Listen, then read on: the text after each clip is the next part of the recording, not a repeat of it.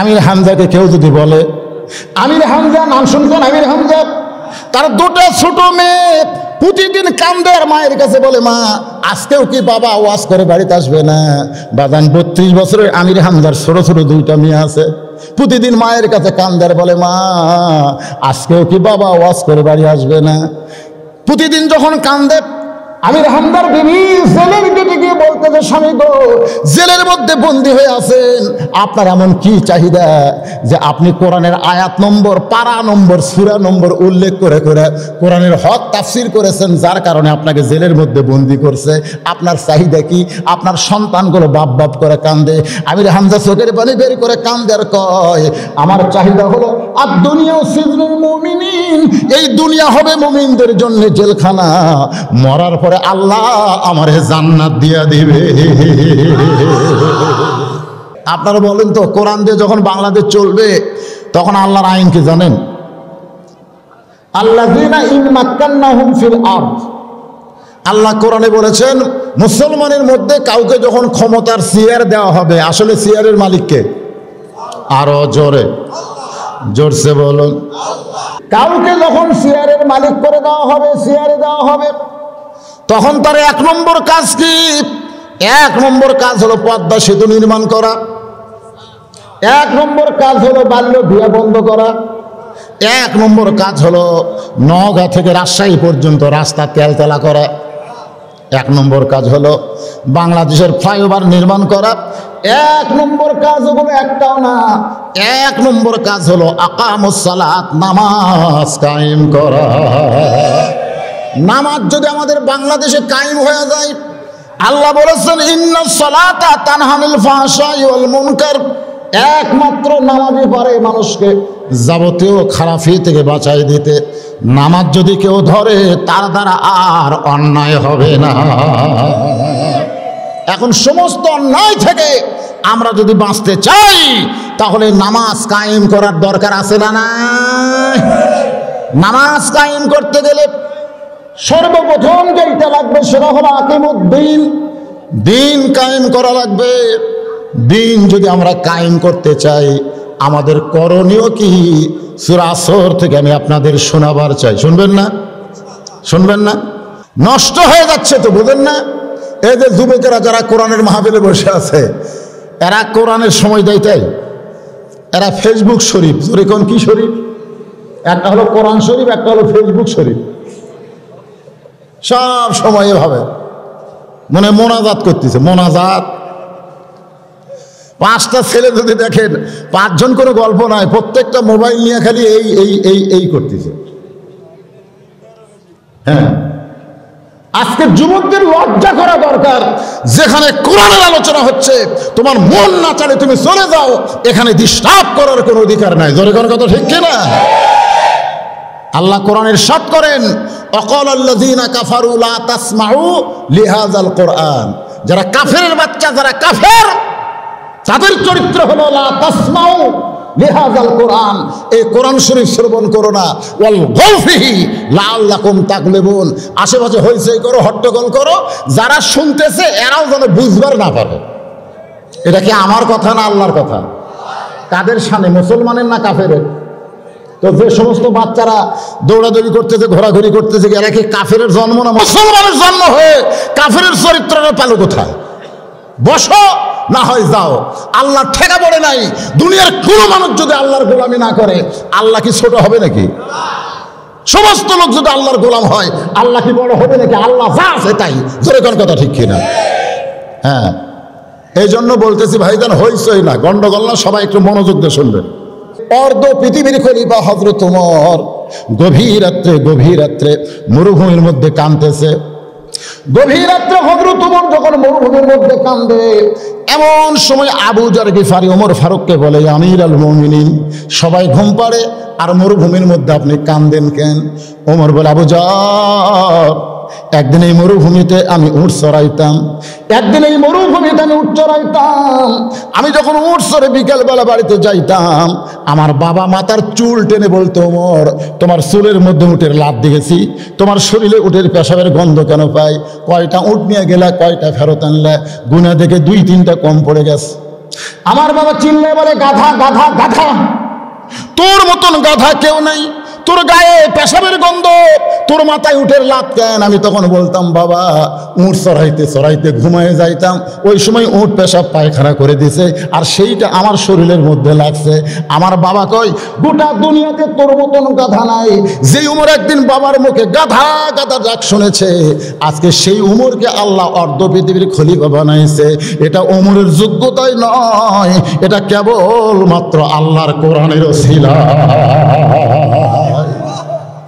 যেই কোরআন গাধাকে অর্ধ পৃথিবীর খলিফা বানায় দেয়, আপনারা বলেন তো সেই কোরআনের ক্ষমতা আছে না নাই? কিন্তু আমাদের বাংলাদেশে কি, মোল্লার দৌড় মসজিদ পর্যন্ত। আপনি কোরআন নাড়াচড়া করেন, খুব বেশি যদি পারেন মসজিদে জানি অনুমতি করেন, তার বেশি তো আপনার করার ক্ষমতা নাই। আল্লাহ তোমার কোরআন নিয়ে বাংলাদেশে মৌলানারা মসজিদ পর্যন্ত যায়, কোরআন নিয়ে সংসদে যাবার চাই না।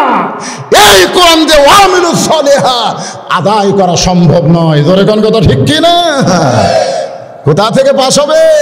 মদের লাইসেন্স কোথা থেকে দেওয়া হবে? ওই জায়গা থেকে দেওয়া হবে। অথচ কোরআনে আল্লাহ মদ হারাম করেছে, সেই কোরআন আজকে ওখানে যাওয়ার পারতেছে না। জোরে কোন কথা ঠিক কিনা ভাইজান? ওমর ফারুক ওয়ামিলুস সালিহা নেক আমল আল্লাহর কোরআনকে দেখার জন্য ছদ্মবেশে মদিনার অলি গলি ঘুরতেছে। হঠাৎ হযরত ওমর দেখতে পায় দুই পাহাড়ের মাঝখানে বিস্তীর্ণ মরুভূমি। আল্লাহর কোরআন দেখার জন্য ওমর ফারুক তাকায় দেখলেন একজন রাখাল উট আর দুম্বা চড়ায়, একজন রাখাল উট আর দুম্বা চড়ায়। ওমর ফারুক আল্লাহর কোরআন দেখার জন্য রাখালকে সালাম দিলেন। সুবহানাল্লাহ। কোন অর্ধ পৃথিবীর খলিফা সালাম দিছে কাকে? এ জোরে কান কাকে? একটা রাখালকে সালাম দিয়ে বলতেছে, ও রাখাল ভাই, আমার পেটে ক্ষুধা লাগছে, আমি উটের এক পেয়ালা দুধ চাই। রাখাল মুচকি মুচকি হাসে। ওমর ফারুক বলে, রাখাল হাসো কেন? বলে, হাসার কারণ হলো তুমি আমার সালাম দিলে, উটের এক পেয়ালা দুধ চাইলা, আমি তোমার সালামের উত্তরও দেব না, উটের দুধও তোমাকে দিবার পারবো না। ওমর ফারুক বলে, কেন সালামের উত্তর দিবা না? কেন উটের দুধ আমাকে দিবা না? রাখাল বলতেছে, আগে তোমার পরিচয় দেওয়া লাগবে, তুমি কে গো? আগে তোমার পরিচয় আমাকে জানতে হবে। ওমর ফারুক চিন্তায় পড়ে গেলেন, অর্ধ পৃথিবীর খলিফা হইয়া আমি ছদ্মবেশে আল্লাহর কোরআন দেখার জন্য আইছি, যদি পরিচয় দেই তাহলে গুমর তো ফাঁস হয়ে যায়। ওমর ফারুক এই চিন্তা যখন করতেছে, আল্লাহর কোরআন সামনে এসে বলে, ওমর, রাখাল যখন তোমার পরিচয় চাইছে, তুমি আসল পরিচয় দাও। তোমার আসল পরিচয় হলো মিল্লাতা আবিকুম ইব্রাহিম হুয়া সাম্মাকুমুল মুসলিমিন। সবাই আল্লাহু আকবার বলেন না, সবাই বলেন, কর পারবেন না তো? পারবেন না। বাংলাদেশে বড় বড় দলে আল্লাহু আকবার স্লোগান নাই আছে। সবচাইতে বর্তমান বাংলাদেশে বড় দলের নাম কি? কথা কর না কেন? বড় দলের নাম কি? আওয়ামী লীগের মিছিলে কেউ যদি আল্লাহু আকবার, ওর নাম থাকবি এর হামাকের দলে তো এই স্লোগান খালি কোথায়? আমরা তো আল্লাহু আকবার স্লোগান দেই না। তা আপনারা মনে হয় সেই দলের মানুষ নাকি? যদিও হন, যতক্ষণ সামিয়ানার ভিতরে থাকবেন ততক্ষণ কোনো দলাদলি চলবে না। সব মুসলমান আল্লাহর দল করা লাগবে। জোরে কোন কথা ঠিক কিনা? আপনি বাইরে যায় যা ইচ্ছা তাই করেন, কিন্তু এই এরিয়ার মধ্যে যতক্ষণ আছেন কয় দল। মসজিদের মধ্যে যখন ঢুকবেন, আওয়ামী লীগ, বিএনপি, জাতীয় পার্টি, জামাত, চার কাতার হলে চলবে না। সবাই দল ভাঙ্গা এক কাতার হওয়া লাগবে। জোরে কোন কথা ঠিক কিনা? এজন্য যতক্ষণ কোরআনের মাহফিলে থাকবো, বক্তা কোরআনের আয়াত তেলাওয়াত শেষ করবে, সঙ্গে সঙ্গে আমরা জবান খুলে কি বলবো? একটু জোরে বলেন, লিল্লাহি তাকবীর। আপত্তি আছে? রব্বাকা ফাকাব্বির, রব্বাকা ফাকাব্বির। আল্লাহ নবীকে বলেছেন, আমার তাকবীর দাও। নবীকে তাকবীর দেওয়ার কথা বলেছে, আর আমরা নবীর উম্মত হয়ে করি। আপনি জানেন যে তিনটা তাসবিহের মধ্যে সুবহানাল্লাহ, আলহামদুলিল্লাহ যদি আপনি বলেন, আল্লাহ খুশি হবে, শয়তান বেজার হবে না। কিন্তু যখন আল্লাহু আকবার বলবেন, শয়তান বাতাস ছাড়ে। বাতাস বোঝেন কোন দিক দিয়ে? পিছন দিকটা বাতাস ছাড়তে ছাড়তে শয়তান পালায়ে যাবে। তাহলে সেই শয়তানকে আমরা সাথে রাখবো না পালায়ে দেব? এজন্য মাঝে মাঝে দেওয়া লাগবে। রাজি আছেন? সঙ্গে সঙ্গে ওমর ফারুক বলতেছেন, রাখাল তুমি যখন আমার পরিচয় শুনতে চাও, আমার পরিচয় হলো আমি একজন মুসলমান।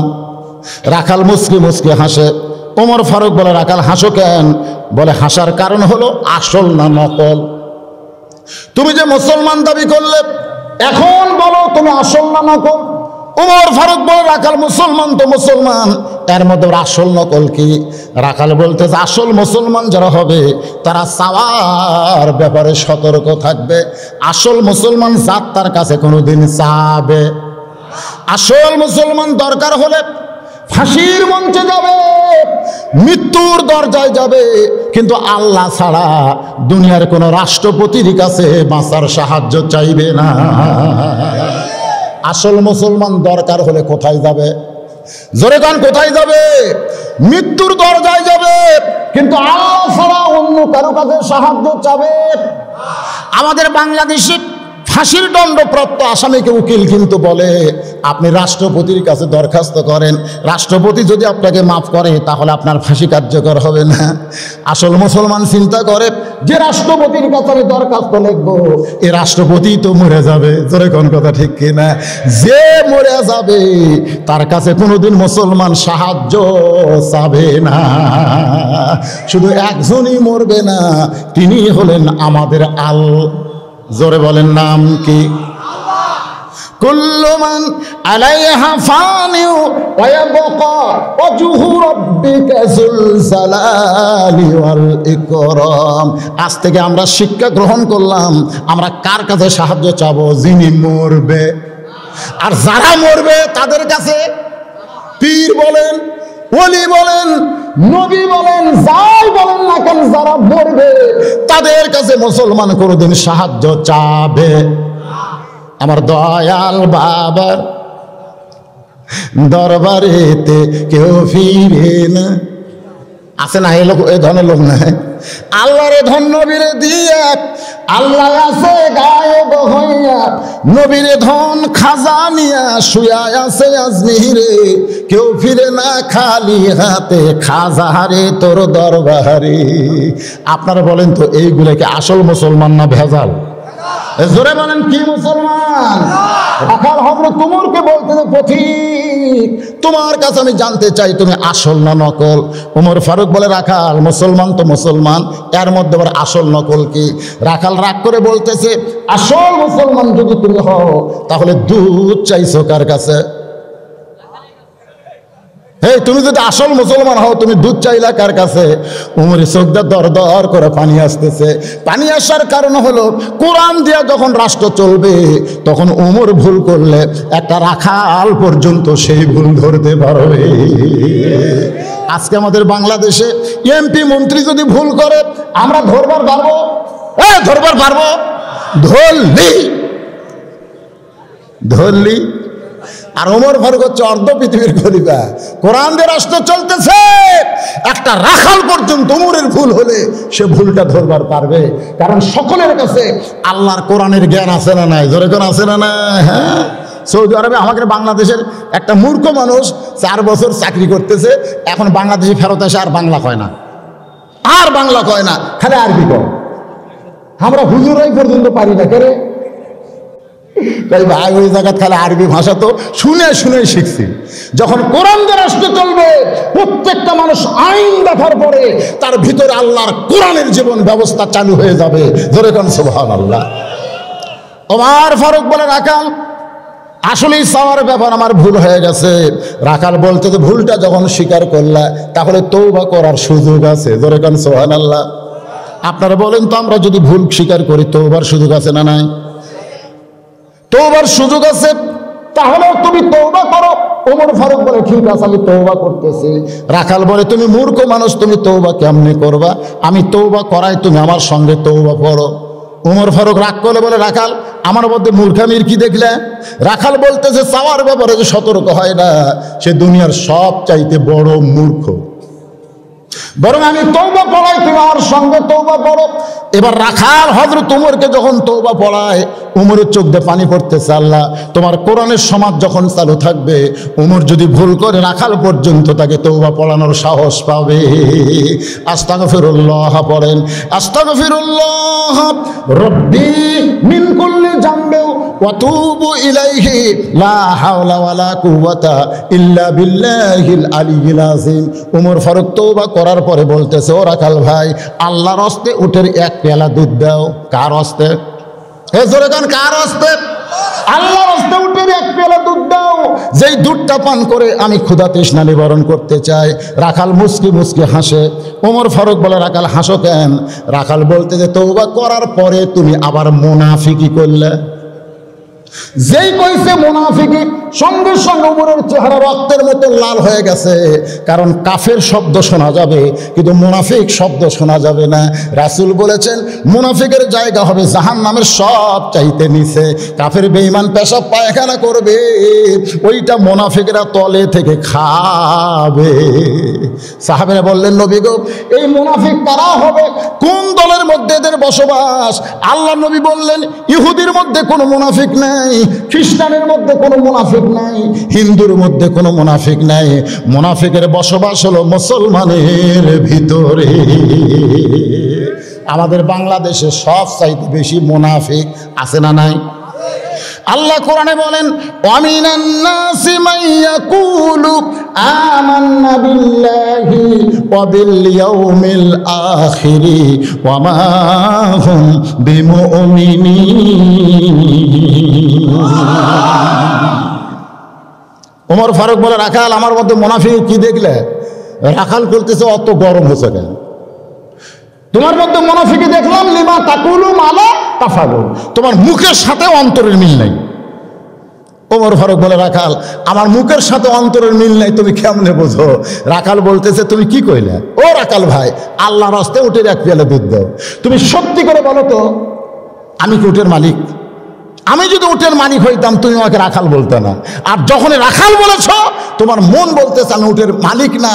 আর মালিক ছাড়া রাখালের কাছে আল্লাহর হস্তে চাইলেও রাখাল দিবার পারবে। যার প্রমাণ আমি নিজে বহু মাহফিল আপনাদের শুনাইছি। পাবনা বাইকোলা পেজ থেকে কেবল নামছি, ইতিমধ্যে এক লোক দৌড়ে এসে আমার হাতে চকচকা 100 টাকা দিয়ে কয়, হুজুর দোয়া করেন। এত চকচকা টাকা লোভ হলো আমার। পকেটে রেখে বললাম, ভাই কি দোয়া? হুজুর আমার বইয়ের পেটে বাচ্চা হয়েছে, আল্লাহ যেন পুত্র দেয়। যেই কইছে আল্লাহ যেন পুত্র দেয়, তখন তো আমি বুঝতে পারলাম যে আমার ক্ষমতা কি। তার পকেট থেকে 200 বার করে দিলাম। হুজুর আমি তো টাকা চাইনি, দোয়া চাইছি। আমি বললাম, পাগলা, আমি 3টা মেয়ের বাপ, আমি নিজেই 3টা মেয়ের বাপ। আমার দোয়া যদি একসর হইতো, তাহলে আল্লাহ আমাকে একটা পুত্র দিত। আমার বইয়ের পেটে যতবার বাচ্চা হয়েছে, প্রত্যেকবারে দোয়া করছে, আল্লাহ একটা পুত্র দাও। তা আমার দোয়া দিয়ে আমার বইয়েরটাই বেটা হয়নি, তোর বইয়েরটা হবে? তখন বলে, হুজুর তাহলে আপনি টাকা আপনি নেন, আমার দামাক দেন। ওরে যে 100 টাকা দিয়েছি, মারছে দৌড়। আমি পিছন থেকে দৌড়ে গিয়ে হাত খপ করে ধরলাম, কোথায় যাবি? বলে, আমি ওই হুজুরের কাছে যাব যার বেটা চলে আছে। আমি কইলাম, পাগল রে, কোনো হুজুরের কাছে না, কোনো বাবার কাছে না, কোনো মাজারে না। মুসলমান যদি কিছু পাইবার চাই, ইয়াকা নাবুদু ওয়া ইয়াকা নাস্তাইন, ইবাদতের বিনিময় কেবলমাত্র চাইবে কার কাছে? আল্লাহ ছাড়া অন্য কারো কাছে চাওয়া যাবে। এই প্রকার কথা আপনারা করেন না কেন? আল্লাহ ছাড়া অন্য কারো কাছে চাওয়া যাবে? যারা না কইছেন তার কি রেজাল্ট কি জানেন? যারা না কইছেন, ফেরেশতা বলতেছে তোরা সাক্ষী থাক, যারা আল্লাহ ছাড়া অন্য কারো কাছে চাওয়া যাবে না, এই না কইছে, আমি ওদের জীবন থেকে জাহান্নামকেও না করে দিলাম। আর যারা মুখ বন্ধ করে আছে, মুখ ফেরেশতা কয়, 2 কামদের 2 ফেরেশতা কলম খাড়া করে আছে। আল্লাহ কয়, কলম খাড়া কেন? বলে, এই তো কিছু কয় না, আল্লাহর লেখমুখী। আল্লাহ বলতেছে, বাম কান্দের ফেরেশতা লেখ। বাম কান্দের ফেরেশতা কয়, আল্লাহ আমি তো সুন্দর পাইনি, কি লেখবো? আল্লাহ বলতেছে, আমি বলতেছি লেখ। তো বাম কান্দের ফেরেশতাকে আল্লাহ কি লিখবো? আল্লাহ বলতেছে, বাম কান্দে লেখ বোবা শয়তান, বোবা শয়তান। মানে হক কথা, সত্য কথা বলার সময় যারা জবান খোলে না, এরা হলো বোবা। আপনারা কি মনে করতেছেন এখন রাত কয়টা বাজে হিসাব করছেন? 11:30 বাজতেছে। এই রাত্রে যদি বক্তা একটা ওয়াজ করে, এই যার মতো ঘুম ধরবে, সিগারেট বসতে ঘুম পাচ্ছি, কখন যে পড়ে যাবে।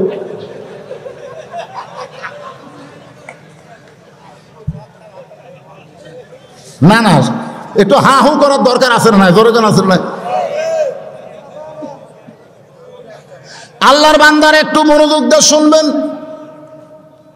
রাখাল বলে পথিক, উমর ফারুককে বলতেছে পথিক, তুমি যদি সত্যি আল্লাহর রাস্তা উঠে এক পেলা দুধ চাও, তাহলে এখানে মালিকের বাড়ি হলো 10 মাইল দূরে। কয় মাইল? ওই মালিকের বাড়ির দরজা দিয়ে বলো, মালিক তোমার রাখাল উট আর দুম্বা চড়ায়, তুমি মালিক যদি হুকুম দাও রাখাল আল্লাহর রাস্তায় উঠে এক পেলা দুধ দিবে। উমর ফারুক বলে, রাখাল ভাই অতদূর মালিকের বাড়ি যাওয়ার দরকার নাই, বরং তোমাকে 2টা টাকা দিলাম, এই 2 টাকার বিনিময়ে তুমি উটের এক পেলা দুধ দাও। রাখাল চিল্লায় বলতেছে, তুমি কি হযরত ওমরকে চিনো? সুবহানাল্লাহ কন। রাখাল কাকে বলতেছে? উমর ফারুককে বলতেছে, তুমি কি হযরত ওমরকে চিনো? যদি হযরত ওমরকে চিনতা তাহলে এরকম বেয়াসাইদা কথা বলতে পারত না। উমর ফারুক চমকে বলে, উমরকে চিনলে কি হবে? বলে, উমর আল্লাহর আইন দিয়ে রাষ্ট্র চালায়, দূর থেকে যদি উমরের বাহিনী দেখবার পায়, তুমি আমার 2 টাকা ঘুষ দিছো। জোরে কোন, কি দিছো? ঘুষ। আমাদের বাংলাদেশে ঘুষ আছে না নাই? আল্লাহ রাসূল বলেছেন, আর রাশি ওয়াল মুরতাশি কিলাহুমা ফিন্নার, যে ঘুষ খাবে আর ঘুষ দিবে উভয়কে বান্দা আল্লাহ জাহান্নামে দিবে। আমাদের বাংলাদেশে ঘুষ কম না বেশি? জোরে কোন, কম না বেশি? ঘুষ ছাড়া কোনো কাজ হয় না।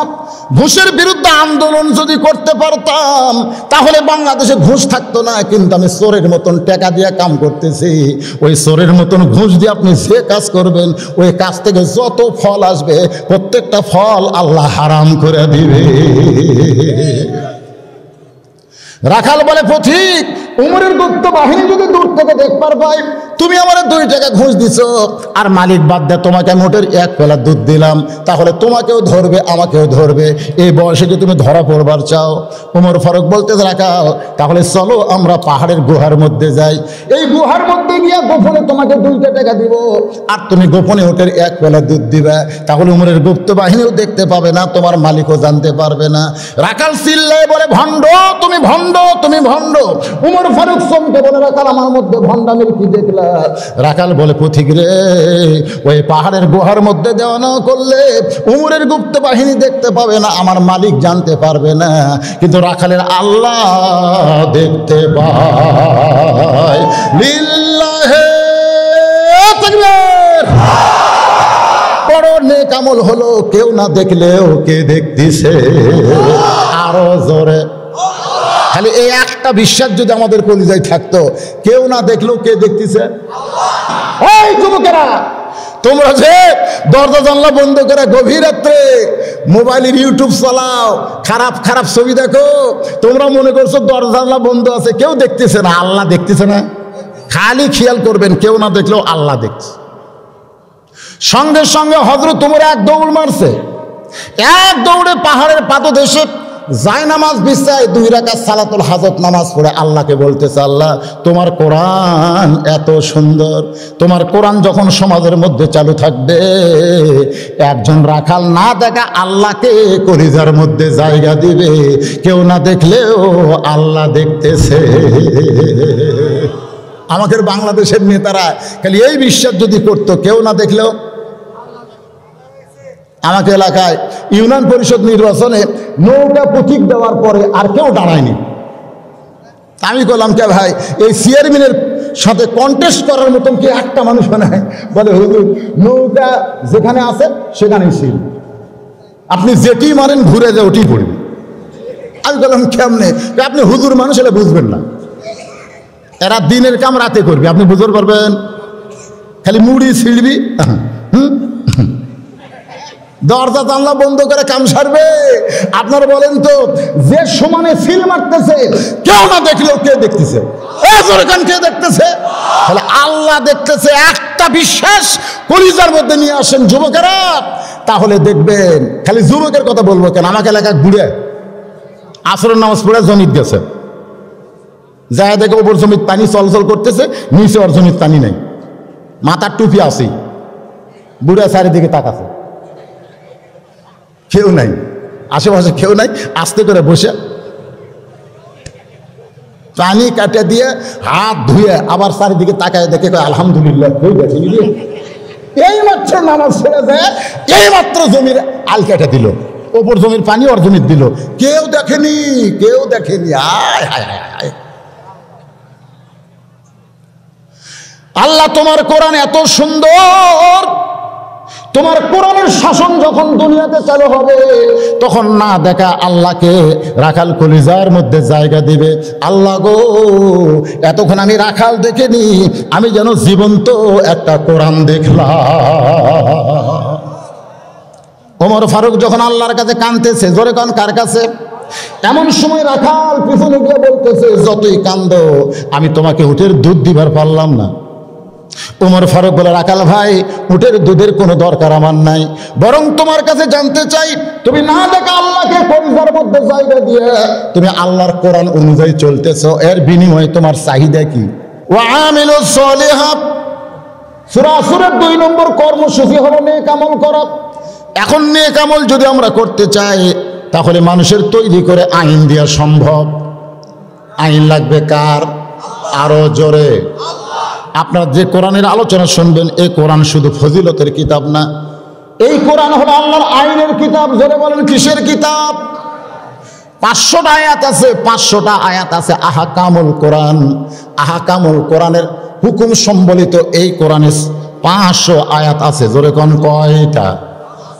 চুরি করলে কি হবে তার বিধান কোরআনে আছে না নাই? এখানে আসার সঙ্গে সঙ্গে একজন বলে, হুজুর সুদের বিরুদ্ধে ওয়াজ করবেন। সুদের বিরুদ্ধে? এলাকায় নাকি সুদ খোর বেশি, আছে না নাই? সুদ 1 টাকা যে খায়, নিজের মায়ের সঙ্গে 36 বার, কতবার? 36 বার জিনা করার গুনাহ হয় নিজের মায়ের সাথে। 100 টাকা যে খায় 3600, জোরে কোন কতশো? 1000 যারা খায় তারা 36,000 বার নিজের মায়ের সঙ্গে জিনা করার গুনাহ হয়। পৃথিবীতে এমন কোন পতিতা নাই যে সারা জীবনে 36,000 বার কি করছে? জিনা করছে। এরকম কোন পতিতা খুঁজে পাওয়া যাবে? কিন্তু যারা 1000 খাচ্ছে, 1000, আমার ওয়াজে আছে 2 জন মিলে একটা কাঁঠাল কিনছে। জোরে কোন কয়জন? কাঁঠালের দাম হলো 40 টাকা। তো বলতেছে বিসি দেখে টাকার ভাগ। কি দেখে টাকার ভাগ? একজন হলো চালাক, একজন বোকা। যে বেটা বোকা সে রোয়া খায় আর বিসি বার করে, রোয়া খায় আর বিসি বার করে। আর যে বেটা চালাক সে বিসিও খায়, রোয়াও খায়। কিছুক্ষণ পরে দেখা গেল বোকার সামনে 35টা। বোকার সামনে কয়টা? আর চালাকের সামনে মাত্র 5টা। তো চালাক বলতেছে বিসি টাকা ভাগ, তুই 35 টাকা দে, আমি 5 টাকা দিই। বোকা বলতেছে, ভাই 2 জন তো সমানই খেলাম রে, আমার সামনে বিসি ঠিক তো সামনে নাই। ও বলতেছে খালি মুখ লড়াইছে, বেশি খাইনি। এখন বোকা 35, চালাক দিতে 5। চালাক খালি যাচ্ছে আর বলতেছে খেলাম বেশি দিলাম কম। খেলাম বেশি? আপনারা বলেন তো, এটা কি ওর তরিকা মোতাবেক খাওয়া হয়েছে? 100 টাকা দিয়ে 110 টাকা খাওয়া, এটা কি নিয়ম মতো খাওয়া? খেলাম বেশি দিলাম কম, এই কথা বলে চালাক বাড়ির দিকে যাচ্ছে। ওই যে সামান্য দূরেই বাড়ি, হঠাৎ আসমানে কালো মেঘ, মেঘের মধ্যে করাস করে একটা ডাক দিছে। ডাক দেয় না? যে ডাক দিছে চালাকের নিম্ন চাপ। যেরকম কি চাপ? আসমানের ডাকের সঙ্গে চালাকের পেটের একটা সম্পর্ক হয়েছে, ওখানে ডাক মারছে, এখানে নিম্ন চাপ। চালাক উপায় অন্তর না পাইয়া পাশে একটা জালেঙ্গা, জালেঙ্গা বোঝেন না, আনাজ কালাই লাগাই, ওই জালেঙ্গার তলে চালাক কাম সারছে। কাম সারার পরে চালাক বাড়িতে গেছে। সারা রাত বৃষ্টি হয়েছে। বউ সকালবেলা ডালাই দেখে কোনো তরি তরকারি নাই। তাহলে চল ওই জালেঙ্গার কাছে যাই, আনাজ কালাই পাই কিনা। জালেঙ্গার উপর দিকে না তাকাইতেই দেখে নিচে একটি কাঁঠালের বিচি। চালাকের বউ আল্লাহর শুকর আদায় করতেছে, আল্লাহ এতগুলা কাঁঠালের বিচি পাইলাম। বাড়ির যা বিচি সিদ্ধ করে ওইটা ছানা ভর্তা করে চালাকের সামনে খাবার দিছে। চালাক বিসমিল্লাহ ছাড়াই 2 তালি খাসে। জোরে কোন কয়ে ফেলি। খাবার পরে মানে, বিবি রে এই মাসে তো কাঁঠাল কিনি নাই, তুই কাঁঠালের বিচি ভর্তা কেমনে করলি? বউ বলতেছে আল্লাহর শুকর আদায় করো। জালেঙ্গাই গেছিলাম আনাজ কালাই লিবা, যাই দেখি একটি কাঁঠালের বিচি। সঙ্গে সঙ্গে চালাকের মুখের সাইজ কেমন হয়েছে। চালাক ওয়াও ওয়াও করতেছে। বউ কয় কি হয়েছে? চালাক মনে মনে কয় একই জিনিস কয়বারে খাইলাম রে। যারা সুদ খায় তাদের অবস্থাও এমনি হবে। ধরে কোন ঠিক কিনা? তা আপনি সুদের আইন কোরআনে আছে না নাই? জোরে করে আছে না নাই? ঘুষের আইন আছে না নাই? সবগুলো কোরআনে আছে। খালি কোরআনের মধ্যে রাখলে হবে না, এটা সমাজে বাস্তবায়ন করা লাগবে। জোরে করে কথা ঠিক কি না? আমাদের মতো মৌলানারা ওয়াজ শোনাবে, এছাড়া আমাদের করার কিছু নাই। ওয়ামিলুস সালিহাত, নেক আমলকারী, কয়েকটা বোঝানোর জন্য বলতেছি। আমাদের বাংলাদেশে আমরা সকলেই নেক আমল করবার চাই, কিন্তু নেক আমল করার পরিবেশ যদি আমরা চাই, আল্লাহর কোরআনের বিকল্প কোনো রাস্তা। আজকে কোরআনের 3 জন হাফেজকে পাগড়ি দেওয়া হলো। আপনারা বলেন তো এদের দাম কেমন?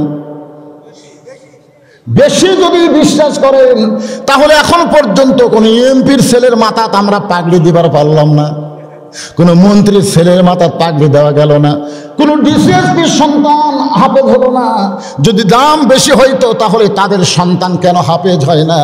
কারণ বাংলার মুসলমান জানে কোরআন হলো এতিমদের শিক্ষা, কোরআন হলো গরিবদের শিক্ষা। ধনীর ছেলেরা কোনোদিন কোরআন শিখবে? কারণ কি? কারণ হলো আমাদের বাংলাদেশে এখন পর্যন্ত মানুষ কোরআন চিনে না। কোরআন না চেনা পর্যন্ত কোরআনের পরিবেশ কোনোদিন তৈরি করা যাবে না। আগে জানতে হবে সবচেয়ে দামি শিক্ষার নামই হলো আল্লাহর কোরআন। খায়রুকুম মান তাআল্লামাল কোরআনা ওয়া আল্লামাহু। ওই ব্যক্তির চাইতে সম্মানী দামি কোনো ব্যক্তি নাই যে ব্যক্তি আল্লাহর কোরআন শিখেছে এবং কোরআনের শিক্ষা দেয়। আজকে আপনাদের মাদ্রাসার হুজুরে করে হাদিয়া কেমন? বেতন তো পাওয়া যায় না, হাদিয়া আসেন। আজকে এই কোরআন শুধু আমরা শুনবো না, বাস্তবে আল্লাহর কোরআন আজকের মাহফিল আমরা একটু দেখতে চাই। কারা কারা দেখবেন আল্লাহকে একটু হাত দেখেন তো দেখি। লিল্লাহে তাকবীর। হাত নামান।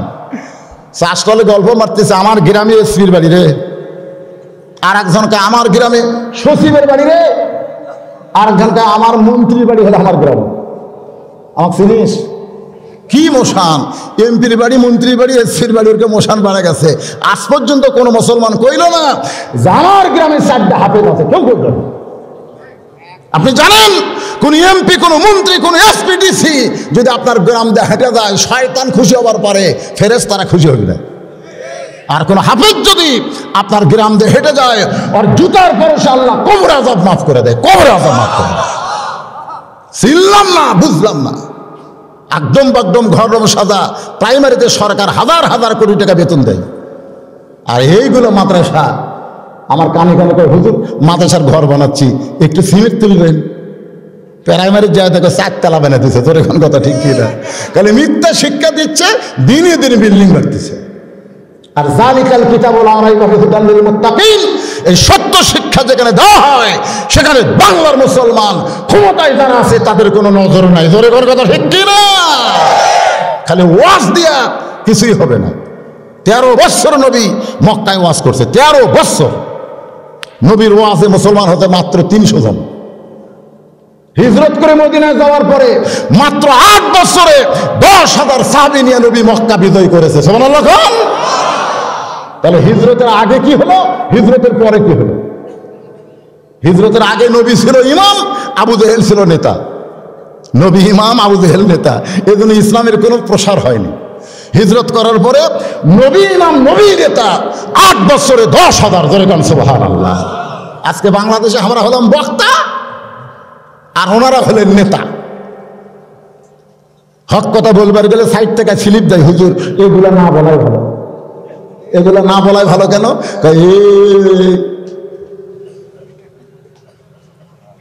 আপনি আল্লাহ বিরোধী যা ইচ্ছা বলেন, কিন্তু সরকার বিরোধী বলতে পারবেন না। ওরে বাবা রে। আসেন, ওয়ামিলুস সালিহাত ওয়া তাওয়াসাউ বিল হক ওয়া তাওয়াসাউ বিস সাবর। সবাই হাত তুলেছেন, আল্লাহর কোরআন একটু দেখবার চাই। আল্লাহর কোরআনটা কি একটু দেখার দরকার আছে না নাই? কবে কোরআনের শাসন বাংলাদেশে চালু হবে? ততদিন পর্যন্ত আল্লাহ হয়তো আমাদের হায়াত রাখে নাই। তবে আজকে আলোচনার ভিতর দিয়া ওয়ামিলুস সালিহা বুঝাইতে গিয়া আল্লাহর কোরআন একটু দেখেন। ওয়াল আসরি ইন্নাল ইনসানা লাফি খুসর। নিশ্চয় মানুষগুলো ক্ষতির ভিতরে, এ কথা কে বলেছেন? আরো জোরে বলেন। আপনারা অবশ্যই জানেন আল্লাহর যত সৃষ্টি দুনিয়াতে আছে, খালি দুনিয়াতে না, আসমান এবং জমিনে আল্লাহর যত সৃষ্টি আছে সবচাইতে শ্রেষ্ঠ সৃষ্টির নাম কি? আল ইনসানু আশরাফুল মখলুকাত। মখলুকাতের ভিতরে সবচাইতে ভদ্র শ্রেষ্ঠ সেই সৃষ্টির নাম হলো মানুষ। আল্লাহ এখানে নির্দিষ্ট করে বললেন আল ইনসান, আরবিতে নাকেরা এবং মারেফা। তো এখানে আলিফ লাম শব্দ যোগ দিয়ে বললেন আল ইনসানু আশরাফুল মখলুকাত। সৃষ্টি জগতের মধ্যে সবচাইতে শ্রেষ্ঠ এবং দামি সৃষ্টির নাম হলো মানুষ। যে মানুষকে প্রথম আল্লাহ সৃষ্টি করে ফেরেশতা দিয়ে সেজদা করায় দিয়েছে, যে মানুষের আদি পিতা নাম হলো আদম আলাইহিস সালাম। জোরে কান সুবহানাল্লাহ। আমরা সে বনি আদম, আদমের সন্তান। আমাদেরকে লক্ষ্য করে আল্লাহ বললেন ইন্নাল ইনসানু লাফি খুসর, নিশ্চয় মানুষগুলো ক্ষতির ভিতরে। এই কথাকে আল্লাহ রাগ করে কইছেন না দয়া করে কইছেন? আপনাদের কি মনে হয়, রাগ না দয়া? আমাদের ব্যাপারে আল্লাহর রাগ আছে? হ্যাঁ, কোন সৃষ্টির জন্য আল্লাহ বলে নাই, শুধুমাত্র মানুষকে লক্ষ্য করে আল্লাহ বললেন লা তাকনাতু মির রাহমাতিল্লাহ ইন্নাল্লাহা ইয়াগফিরুয যুনুবা জামিআ ইন্নাহু হুয়াল গাফুরুর রাহিম। আল্লাহ আমাদেরকে লক্ষ্য করে বলেছেন আমার দয়া থেকে, আমার রহমত থেকে তোমরা নিরাশ হয়ো না। তোমরা যত পাপ করো না কেন, তোমাদের পাপ বিশাল বিশাল হতে পারে, কিন্তু আমার দয়া এত বেশি, আমাদের দয়ার কাছে তোমাদের পাপ কিছুই না। জোরে জান্না সুবহানাল্লাহ। রহমান রহিম নামে যত গুনাহ ঝরে, বান্দারও কি সাধ্য আছে তত গুনাহ করে। সবাই বলেন আদর করে মানুষ আল্লাহ বানায়া কেমনি দিবেন ক্ষতির মধ্যে ফেলিয়া। বেজান কথাবার্তা না, একটু মনোযোগ দিয়ে শুনতে হবে। আল্লাহ বলেছেন ক্ষতির মধ্যে পড়বা না যদি তোমরা 4টা কাম করো। জোরে বলেন কয়টা? ইল্লাল্লাযীনা আমানু ওয়া আমিলুস সালিহাতি ওয়া তাওয়াসাউ বিল হক ওয়া তাওয়াসাউ বিস সবর। 1 নম্বর হলো ঈমান। 1 নম্বরের নাম কি? আমার সামনে যারা আমরা বসেছি আমাদের সকলের ঈমান আছে না নাই? আছে, আছে। আমার কথা কি সকলে ঠিক মতো শুনতে পাচ্ছেন? শুনতে পাচ্ছেন? তাহলে হাঁ হু করা লাগবে। তো মনে হচ্ছে সবাই ক্লিয়ার শুনতে পাচ্ছেন না। 1 নম্বরের নাম কি? আরো জোরে বলেন। সাহাবীরা জিজ্ঞাসা করলো ইয়া রাসূলুল্লাহ মা হুয়াল ঈমান, ঈমান কি? আল্লাহর নবী বললেন ইকরার বিল লিসান, তাসদিক বিল জানান, আমল বিল আরকান, এরই নাম হলো ঈমান। 3টা কথা নবী বলেছেন। একটা হলো জবানে বলতে হবে লা ইলাহা ইল্লাল্লাহ, শুধু জবানে বললে হবে না, এইটা কলিজার মধ্যে জায়গা দেওয়া লাগবে। শুধু কলিজার মধ্যে জায়গা দিলে হবে না, এটা আমলের মাধ্যমে প্রকাশ করা লাগবে। এই জন্য 2 নম্বর কাজই হলো আমিলুস সালিহা, তোমাদেরকে নেক আমল করা লাগবে। জোরে কোন কি আমল? আমরা বাংলাদেশের সমস্ত মানুষ নেক আমল করতে চাই। জোরে কোন করতে, কিন্তু নেক আমল করার পরিবেশ এটা আর কর না কেন? আমরা সকলে নেক আমল করতে চাই, কিন্তু বর্তমানে বাংলাদেশে নেক আমল করার পরিবেশ। আমি যেখানে থামবো পরকার কথা আপনার বলবেন, তাহলে ওয়াজ বুঝতে সুবিধা হবে। আমরা সকলে নেক আমল করতে চাই। জোরে কোন চাই কি চাই না? কিন্তু বর্তমানে বাংলাদেশে নেক আমল করার পরিবেশ। আপনার যে নাই বলতেছেন, বর্তমান সরকার তো খেপে দেবে। এত সুন্দর করে আমি দেশ চালাই, তারপরও নেক আমল করার পরিবেশ নাই। কোন বক্তারে? খালি বক্তা না, আপনারাও বলতেছেন নাই। জোরে কোন ঠিক? আসলে কি ঠিক? আসলেই ঠিক। এটাই হলো ওয়াতাওয়াসাউ বিল হক, এটাই হলো হক কথা। নেক আমল করবার চালিয়ে হবে না, নেক আমল করার একটা পরিবেশ লাগবে। জোরে কোন কথা ঠিক কিনা?